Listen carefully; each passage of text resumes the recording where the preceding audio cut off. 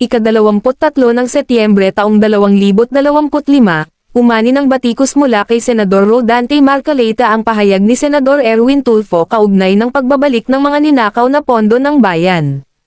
Ayon kay Tulfo, dapat obligahin ang sinumang magnanakaw sa kaban ng bayan na isauli ang kanilang kinulimbat bilang kondisyon bago sila mapasailalim sa Witness Protection Program. Para kay Tulfo, ito ay mahalagang hakbang upang ipakita na seryoso ang pamahalaan sa laban kontra korupsyon. Ngunit hindi sang-ayon si Marcoleta.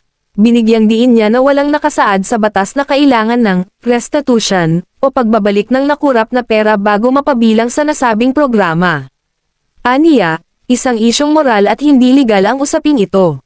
Dagdag pa niya, mapanganib na baguhin o pilitin ang interpretasyon ng batas kung wala pang pinal na hatol ang korte, sapagkat maaari itong magdulot ng paglabag sa due process. Nanindigan si Marcoleta na dapat igalang ng Senado at Department of Justice ang umiiral na legal na balangkas at huwag gumawa ng panibagong kondisyon na hindi naman pinapahintulutan ng batas. Sa kabila nito, iginiit pa rin ni Tulfo na kailangang ipakita ng gobyerno na may matibay na paninindigan laban sa katiwalian.